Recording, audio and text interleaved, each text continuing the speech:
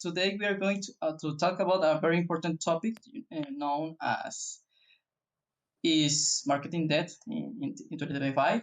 Because as we know, things are not what used to, and we are experiencing a dramatic change in the way services are presented to audience, to new customers, the relation between social media and people, and of course the evolution of marketing with two possible outcomes. One with focus entirely with AI, and the other one more community, more human focus.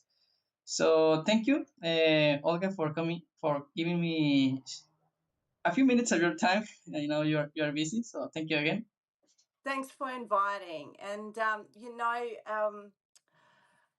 it's it's really like that's what you mentioned in terms of marketing's changing, and it's the AI coming on board, and then it's like less humanity sort of staying. But the thing is, and I just published my new post just, well, yesterday is probably today for you. Yesterday was for Australia, about marketing psychology and behavioral, because it's not just the changing the tools we're using.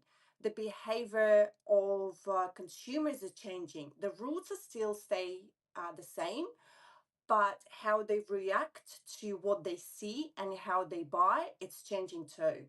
So it's really nice that you mentioned that the marketing is changing. It's definitely.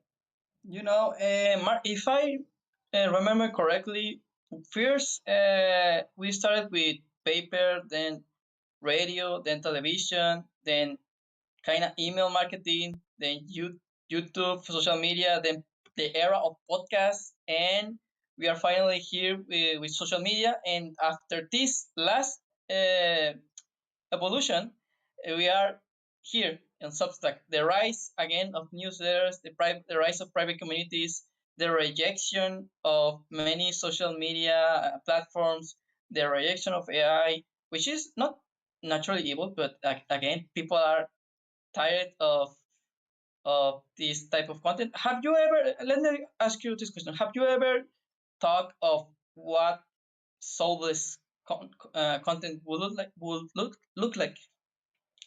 How it In the could look? future, well, there are few different a few different options. Probably, I would say. First of all, the video content is going to be. It's already booming. It's everywhere. The shorts video, the format we recording our interview Yeah. right now. So it's short content, short form of content to grab people's attention. Um, You know what? When I discovered Substack, which is like a couple of months ago, I there was actually my preference, and there's another fellow marketer, Guna, is actually on the. He introduced me to Substack and said, like, Yeah. Olga, you have to try. Oh, Um, nice. yes, and the thing is, uh, I like writing, and this is, I think, Substack is not for everyone, because the video content and short form of content is still winning. So people still go to TikTok, the Instagram, YouTube Shorts, and I believe, and I hope so, that written content will find its niche in a marketing in the future. So I think it will still be a thing for lots of writers. However, it will progress somehow. So it's a really interesting question, because I haven't thought about that before. But I hope and I believe that written content will be still the thing. But video content, it will be winning for now. Unfortunately or fortunately. Yeah. Yeah, AI can help you a lot. It's really good for helping you with more complex, annoying, repetitive tasks. But then again, a lot of people use it to replace themselves. Like it's more easy than put the work and develop your voice, your tone, the skills to write. And as you said a few moments ago, yes, short form content is still king, but let's remember that there is not enough time, enough space to develop stories, narratives, to connect at a deep level with the people, for example, who are watching us. A Mm-hmm. short is not enough. It's good to make noise, but that noise just uh, this whisper slowly fades away. And I would like to, to ask you, you have been in marketing for a long time, like, and Mm-hmm. I have seen a lot of people, like, with this AI made videos, everything, the thumbnail, the title, the description, the audio, everything made with AI. And here on Substack, which really feels really different, there's this feeling of people really want, they really need, are in desperate need to connect with other fellow human Mm-hmm. beings. Like the beginning. Because with social media, it's like kind of like be a little bit like we no hate, we no, to like a Uber employee, like you post you every day in these social media platforms, but you are like kind of like a full-time job, but it's for your business, but at the same time you are posting and posting just to keep people in the platform. You don't Mm-hmm. have a say in the criteria of what kind of content should be shared with more people. You don't have a control, you don't have an opinion. So Mm-hmm. you're kind of like a glorified employee, because at this point many of these social media platforms, AI algorithms, goal is to keep people in the platform as long as possible, collect their data, sell it, and when you magically go to YouTube and you randomly, I don't know if you were talking about clothes, you see Mm-hmm. ads or videos about clothes, and Yeah. it's a little bit concerning about security. And now we are seeing these private communities rising, and people wanting a more direct connection with quick creators with other people who share the same interests. So I would like to ask you, from to 2025 to 5 years, how do you see everything going? I see that AI will be used a lot, and but I hope so that AI will be regulated somehow, because if you're coming from regulation perspective, that's on the government, how you can control what it can be used for, what not just the business, the deep fakes that created by AI, the avatars and used for deep, really concerning for concerning things. I hope the regulation will come somehow. I know that European Union, they have AI regulations. In Australia, we don't. It's still work in progress. I know. I believe that in America, they don't have any AI regulations. It Yeah. will. It will. It will stay. So it won't go anywhere. It's just probably will change the way we're gonna use it, because it's already changing now. It's evolving. If you can recall when ChatGPT just been launched, what is it, like 2 years ago? I think Yeah, 2 years. ChatGPT. So I was, because I was using all the marketing automation tools way before ChatGPT, so sort of like using sort of AI in it, AI features. But when ChatGPT was launched, everyone jumped on board and say like, now I don't need a marketer, now I don't need a content creator, now I don't need anyone, now I don't need a lawyer.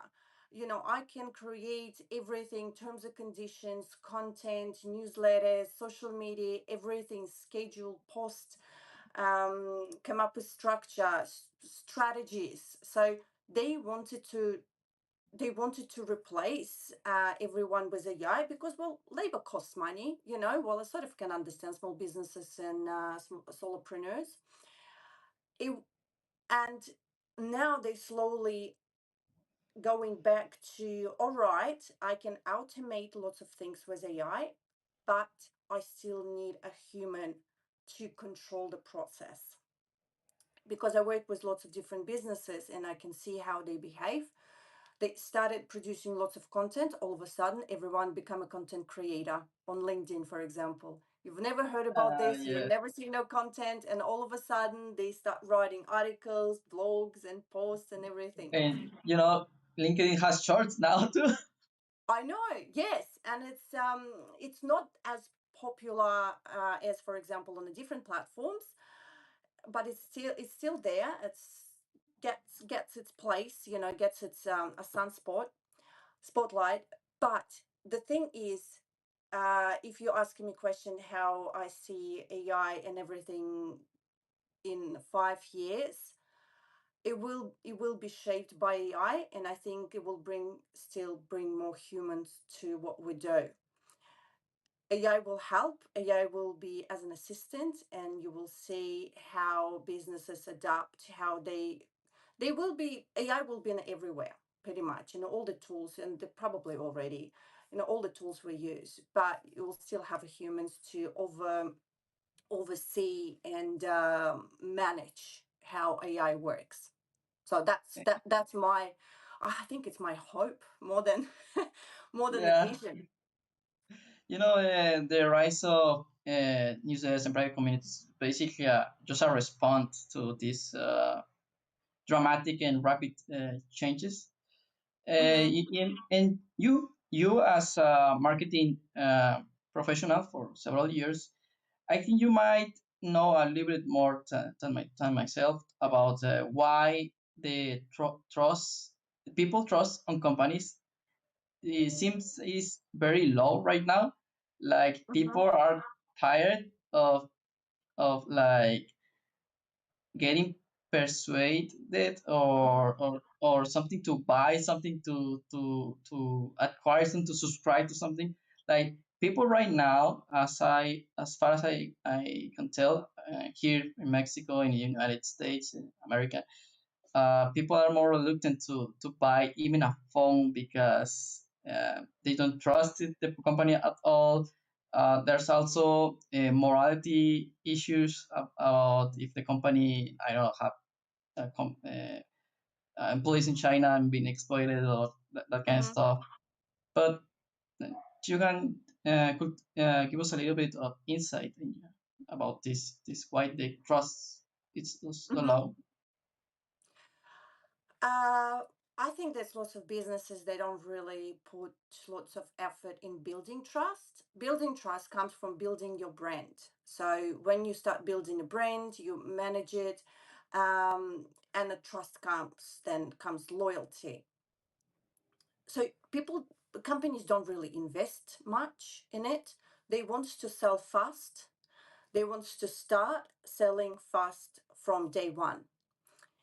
And a big companies, someone who's actually been in the market for a really long time, they know what the marketing is. They know what brand is.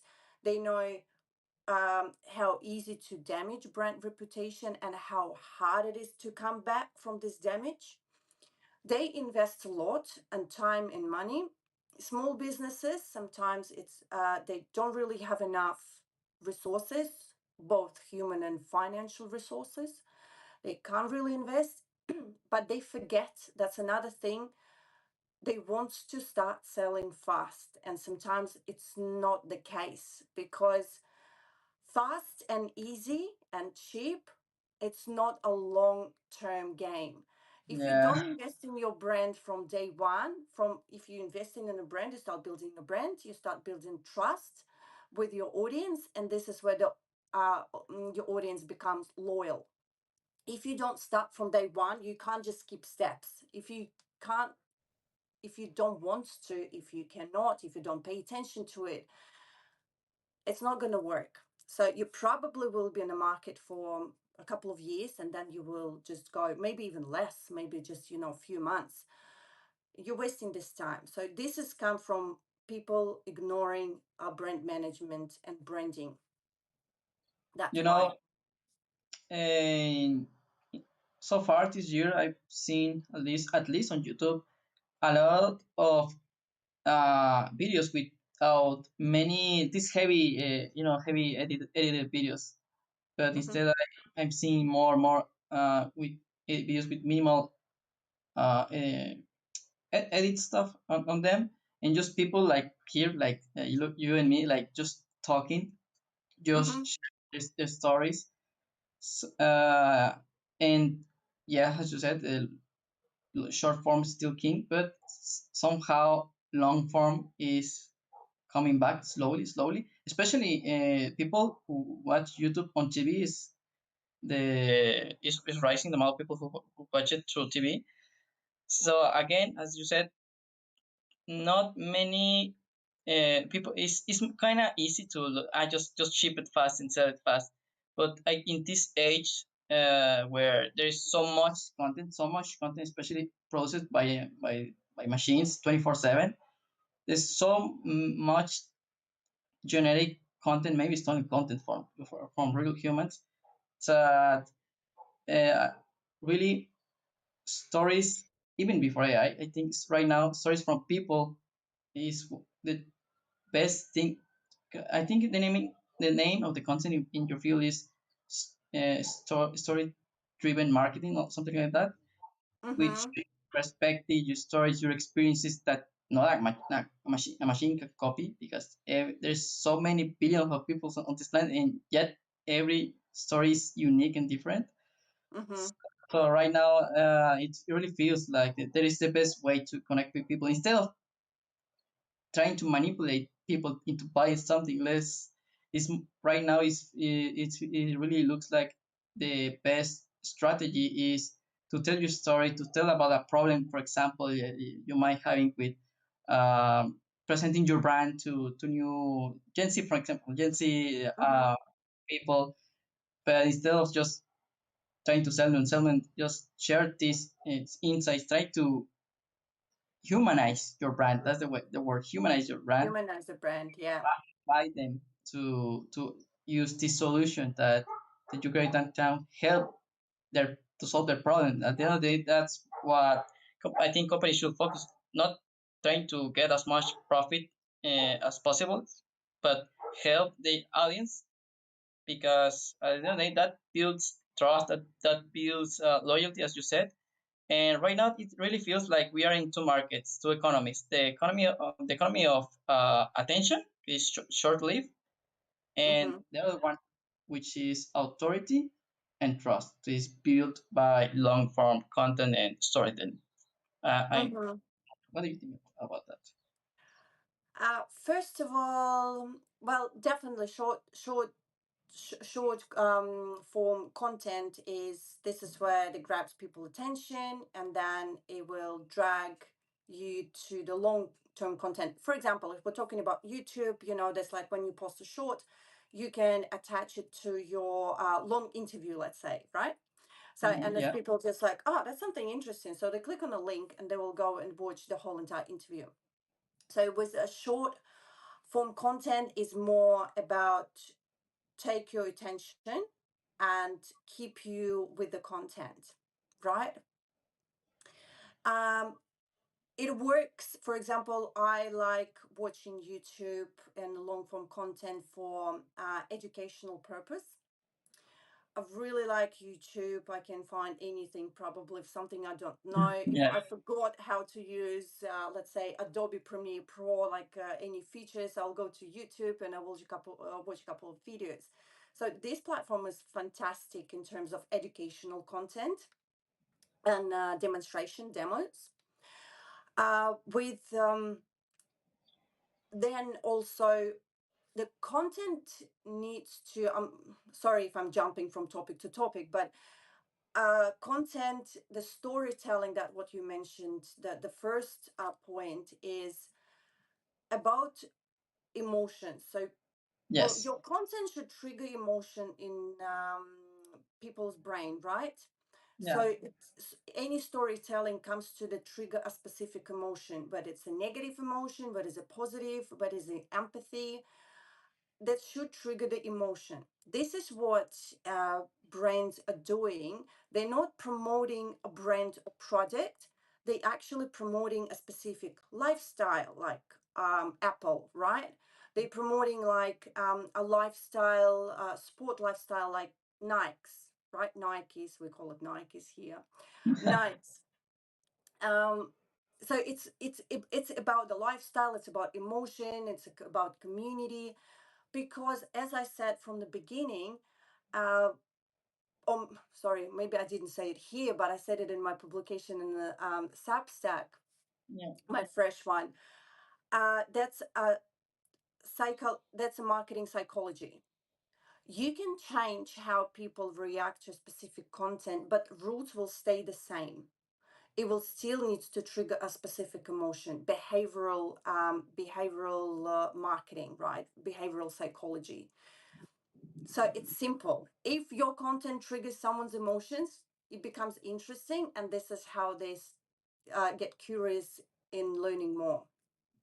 You know why? Because we can throw at people, not throw, but give them a wall of text, even with good formatting, but Mm-hmm. they might forget 90% or 99% of that, except that single part that told them, but you can do it, or this is a solution that can make wonders for you. That only piece of can be one sentence.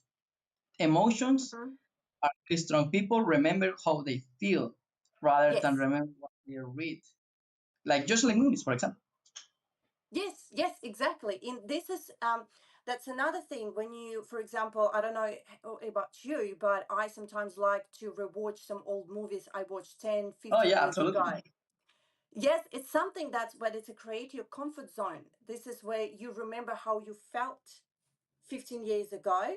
There was really comfort, it was cozy. Maybe you were watching with your loved one, with a family member, or and this is you want to rewatch it again because you remember the feeling, even if you maybe was so deep in the story of this movie that you want to um, experience this feeling again. So that's another thing about the movies, how they make you feel. TV series, for example, I absolutely love Friends.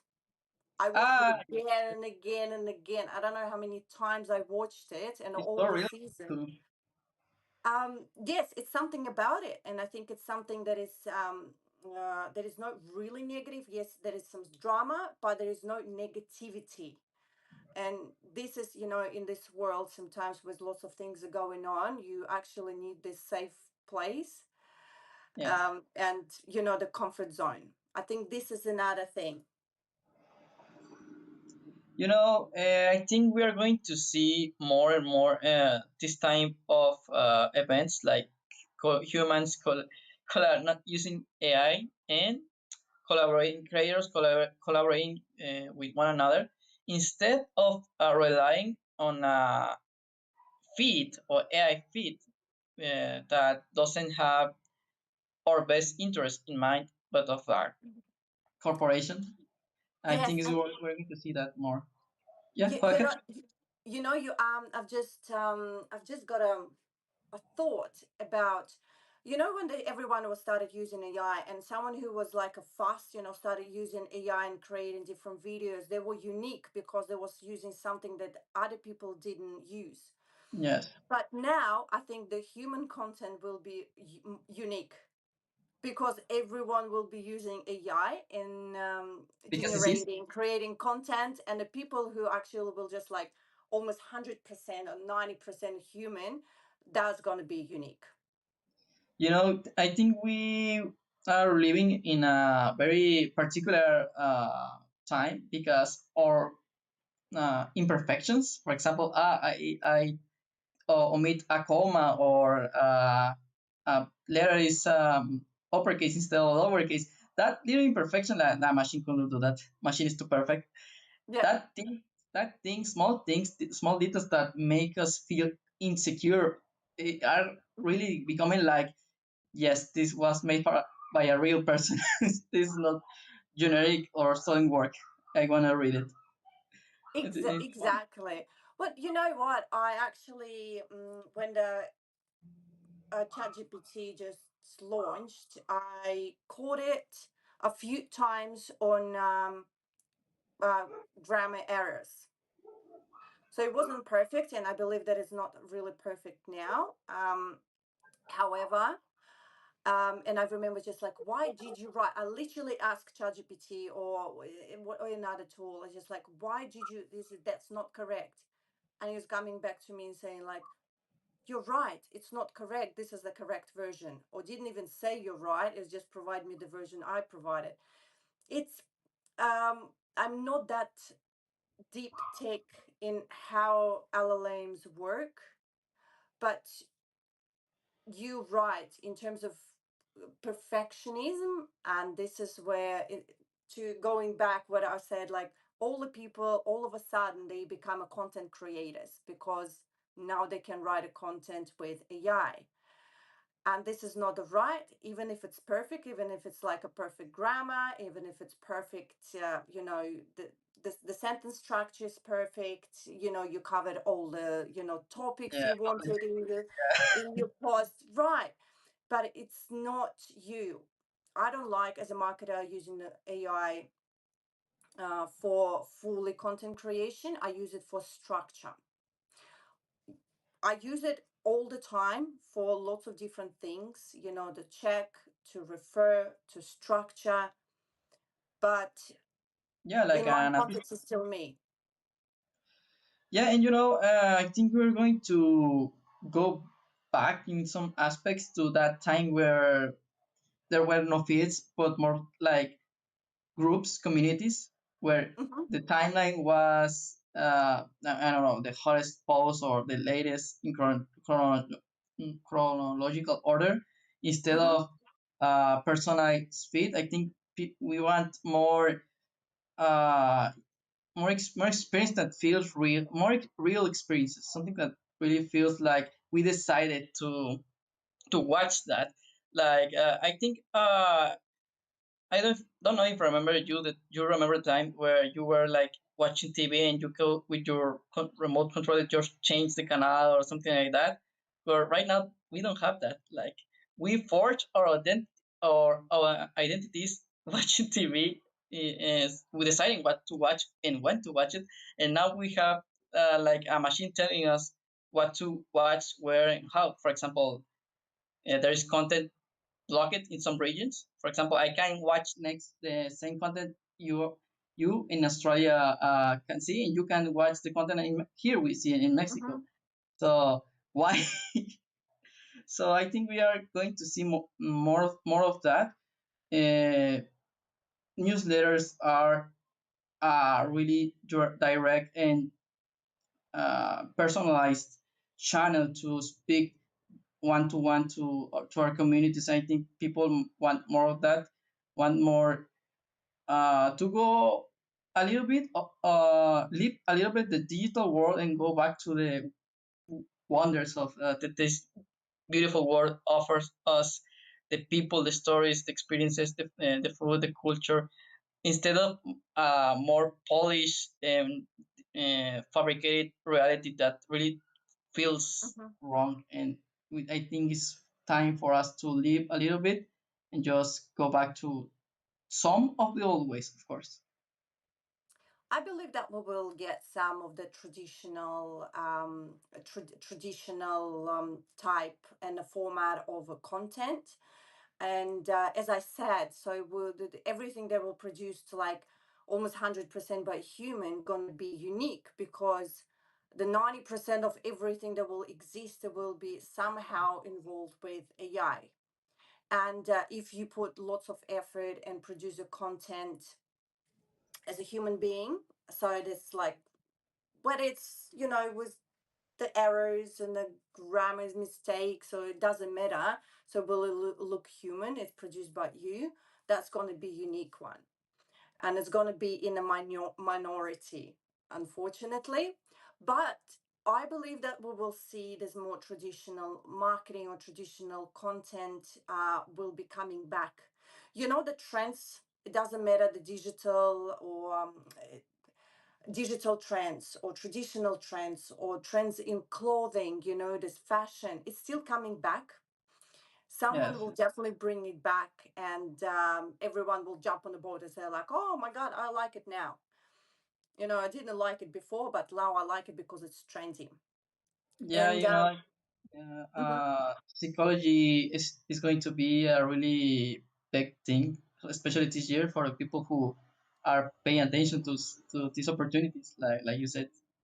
Mm-hmm. Uh, Yes, and with for example, the content with writing, the written content, it's something that it used to be popular. If you remember, there was a forums, there was like a blog,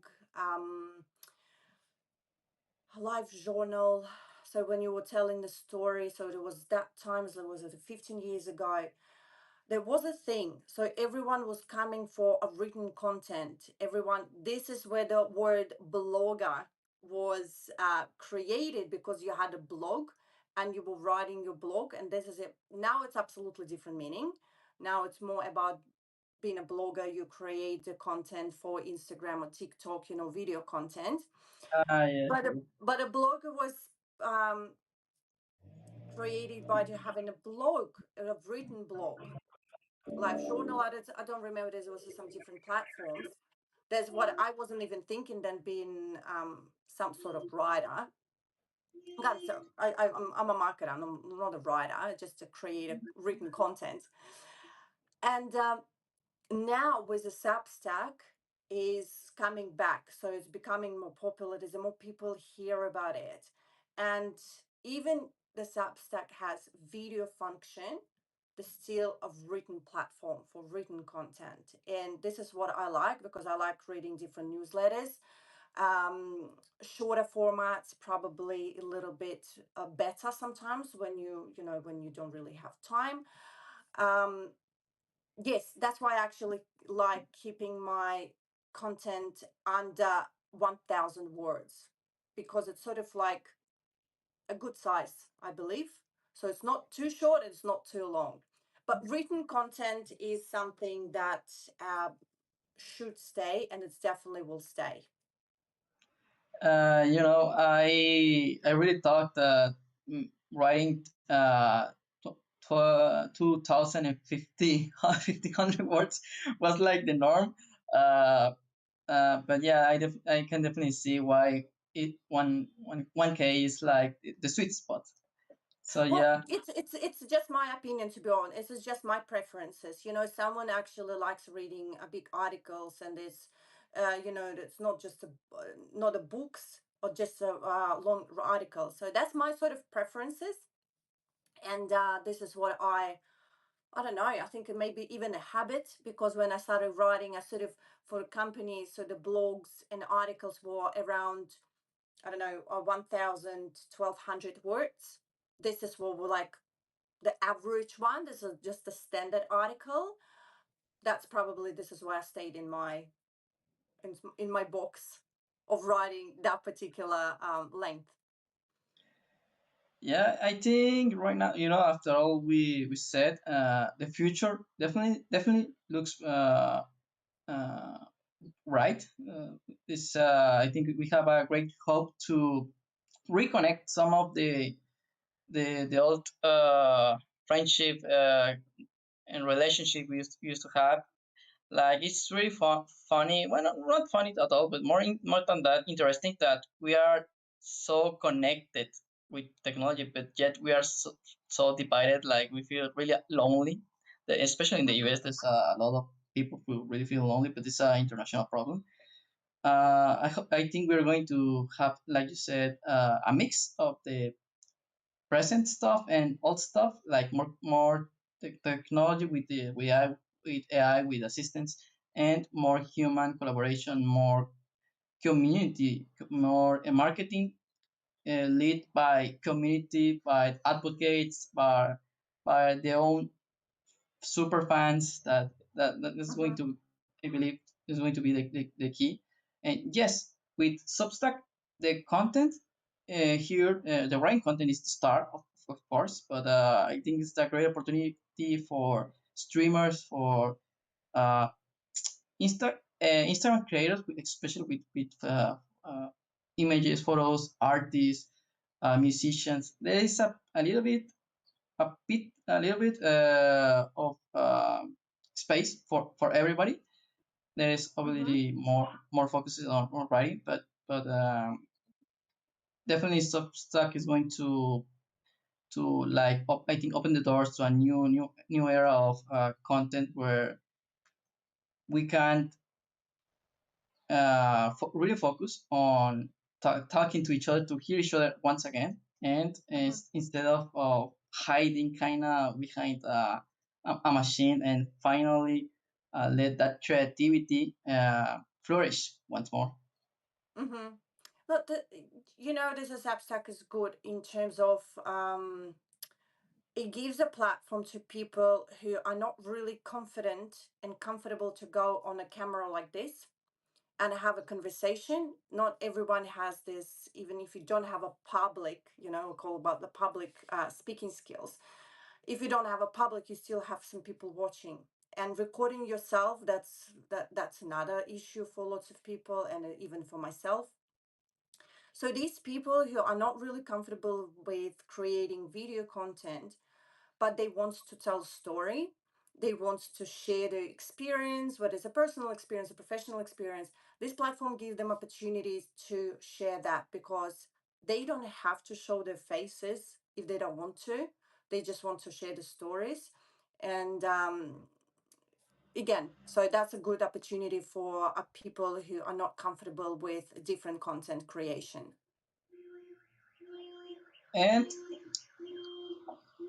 for those who want to start a newsletter, I highly encourage you to start a newsletter here on Substack. Like Olga said, it's a great place to share your stories, share your experience, find new customers, new friends, new colleagues, instead of try very hard to post 15 pieces of content every day in social media with no guarantees. Here, there's more. Uh, it feels more real. The connection when someone uh, share restack, like retweet something, your note that are like tweets or your post, Mm-hmm.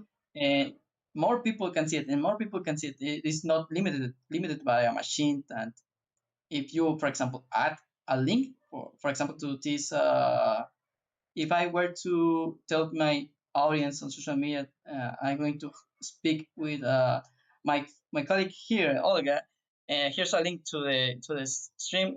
That that post will suffer more, will get less visibility because again, it Mm-hmm. helps to people to leave the platform, and that they don't want that. Here on social media, we help. I help people to start a newsletter if they don't have the time, because many people who want to start are 9 to 5 workers. Maybe don't have the time, the energy, or experience. That's why ghostwriters exist. So we help them to find the voice, uh, share the stories in a more good digestible way, instead of Mm-hmm. uh, they for lack experience sharing posts that are walls and walls of text. So if anyone wants to start a user, I invite you to to subscribe to this media. And tell me, Olga, where what they can learn from your publication. So I've been in marketing and in technology for around 15 years now, and I write about marketing, branding, and tech altogether, and how we use marketing in tech and how we use tech in marketing, vice versa. And if you like, I normally help small businesses or solopreneurs or entrepreneurs to find the way they can market themselves, the product, whether it's a digital product, whether it's a tech, and just in general for people who don't really know much about marketing, and they get lost in the marketing terms, they don't really understand it. I put it in simple terms. So my publications about how to make marketing simple, how to make it for other people who are non-marketers to understand it more, and same as about branding. And I'm just sharing my experience with how I use different technologies uh, in my personal, let's say, my personal life and my professional life, and how I help clients with doing the same. It's a wonderful publication of that. There's, and as you can see, guys, there's a lot of opportunities here to learn, to practice, and again, if you even if you are worried about your mistakes, that is going to help you in the long run, unironically, because as we said before, there's going to be a lot of generic, low quality content, and your story, your voice, is going to really resonate because of the unique experiences, emotions that that this piece of content can't provoke on people. And like this stream, this collaboration, more and more good things are going to happen to you if you start, if you collaborate, if you help somebody else, if you work together, because that story of the lone wolf that can do it all, can do everything, you're going to feel a lot of burnout, a lot of stress, because this is not easy. It's not easy, but it is definitely worth it. So I would like to ask you a final question, Olga. Like, Mhm. what is what are your best three tips, for someone trying to start a new a publication, or maybe they already started but uh, are new, still new to the platform. Just still new. Well, I'm still new too, so I've been just for just over 2 months. But what I learned, it's really community driven platform. Don't be afraid to ask questions. Anyone who's a little bit longer on a platform, to ask, maybe to collaborate, right? That's what we're doing exactly right now. Don't Yes, don't be afraid to ask for questions, and don't be afraid to just hit the button post. So whatever you think, don't try to be perfect, don't try to be polished, just start posting, and you will see how you go, because you always can tweak and slightly change your directions um, along your journey. But if you start overthinking what exactly you need to post, what exactly publication has to be your first one, you will never publish. So just don't be afraid of posting your first note or publication. That's some beautiful tips. Really, really good.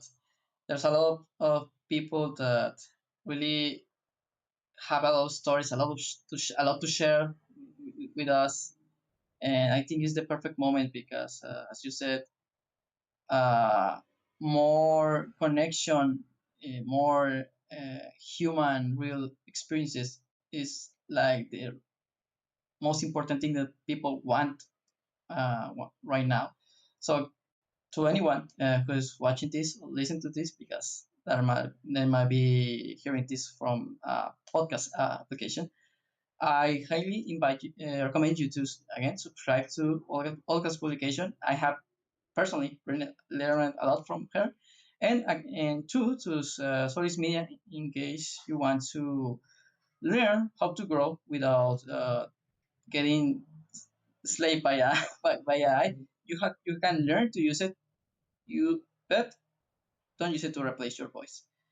This uh, recording, this stream is going to be available to all subscribers who are paid subscribers, but shorts short post of this is going to be available for everyone to see. Again, thank you, Olga.